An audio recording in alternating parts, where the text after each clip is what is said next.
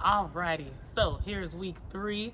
Some of these drills are going to be a build-up, so if they are repeated, you don't have to spend as long as you did on them as last week. We'll go over them. If you see them still struggling, then you can spend as much time as you did, but if not, you could go a little quicker. So the new drills for this week going to the wrist snap is holding the wrist. You're going to do this with a regular ball. I'm demonstrating everything with a tennis ball today just because I don't have one. So the first one again, snap down. I want them snapping it straight to the ground. The second one will be your basketball one again. So your new one this week will be throwing to a partner. Make sure that elbow is up, wrist up, and they'll actually be throwing this at them. So the concept is to make sure that wrist is up, and when they snap down, they feel that really that transition. So that one again, they'll be throwing to a partner. So that is the new one for this week. When we go to the next throwing, this is a new one as well. They're going to be sitting down. This is the swimming position one. So the ball should be on the inside of their right side. So first they're going to start with 2 swimming motions. Make sure that they're seeing the rotation with their shoulder and they're not just out in front.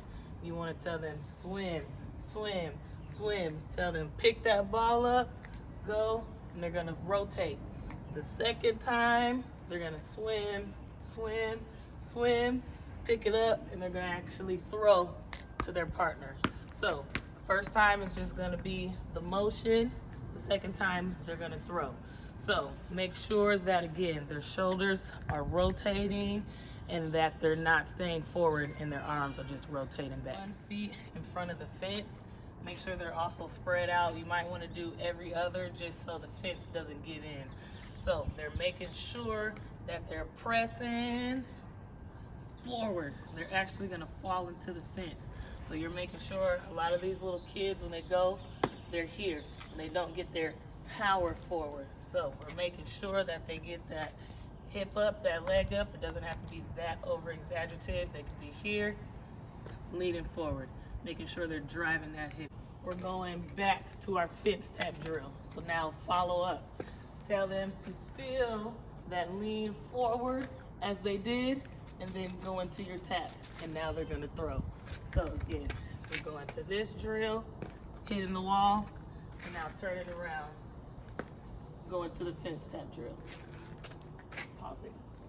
It'll be a tracking series drill. So you're gonna find a spot in cruisy. I want you to find, say if it's like a big tree out in the long distance, you're gonna tell them the number 3 spot is the tree. You're gonna find something in the middle point.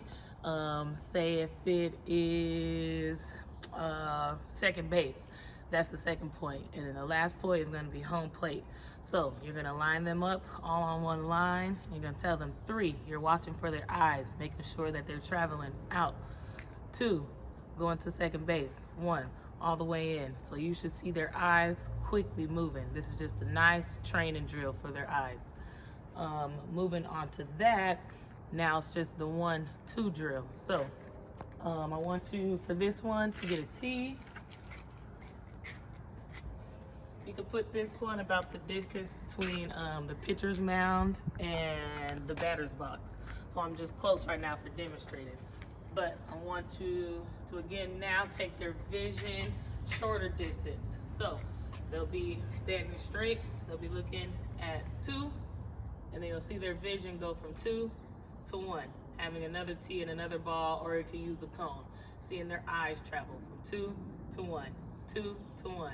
Thinking about being quick. If you see the kids' eyes are lagging or slow, or if their eyes are still on the spot and their head is moving there, tell them to beat their eyes before their body. So their eyes are going before their body. So a nice, easy tracking drill again.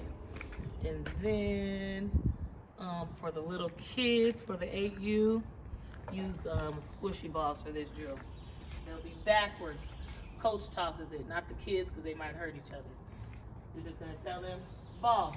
They'll turn around, they're trying to find it. The first round, trying to catch it with 2 hands. The second round, catching it with 1. making them get a little more comfortable, and then again, giving them a little room so they can find it. And then the last one, glove foot drill. You will toss it out. There'll be in 2 lines for this one. The main point is timing, but also keeping their eyes behind the ball. So a lot of kids, they might be here or here and their body's behind them. When you toss it, I want them here. Also making sure their glove is in the right point, or if they're here, making sure their eyes are under that ball. So you'll give them 3 tosses. 1, however you want to toss it, taking that foot to the direction of the ball. So a lot of kids might step here and that ball's here. So that will be the 3rd drill. So do 3 balls and then have them rotate. The ladders, only use half of a ladder today. Next week we will make it bigger. So the first one, high knees. A big thing, a lot of kids will drive here and forget about their arms. So make sure through the first sessions, through the first rounds, they're tucking both hands and really that glove. So the first walkthrough, they're going this slow. When we start going 50%, literally 50%, again, half of the ladder. And in the last round, 100%. After we do that, we will do quick feet.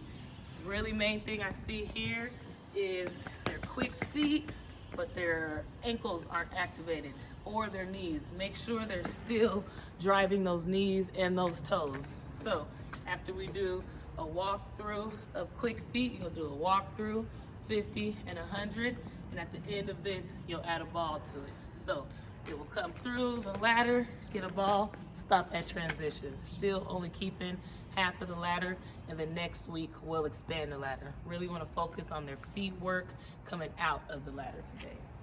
And then if we have time, really working on first and second position.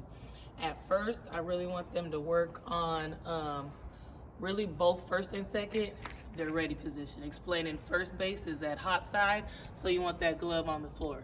Second base, they might be getting more angles, so they can be up more with their glove, but we both want them in ready position. Then explaining first base, transitioning their chest on the inside part of the field, making sure they're not turning their back to find that bag and then opening up. So you'll go through one line with everybody, just in ready position. You'll tell them, go. They'll find it, find that bag, that'll be it. They'll transition. And then at second base, we'll have them work on tosses first. So everyone will have a ball in their hand.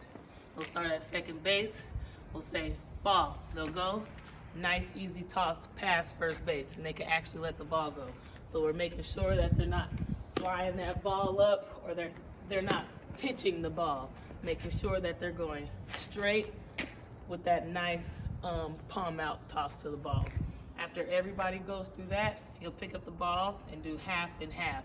And then from there, you're rolling the ball to them, and they're tossing it to first base. First base is working on being in ready position, going back, catching that ball. After you go through a couple times, rotate. And then if you have time, or if you see they're advanced, go ahead and start adding angles. But first start with a cone. You'll put the ball on the cone. Same thing with first base, stationary. You'll say go. First base will get ready to go back to field that ball. Second base will be in position.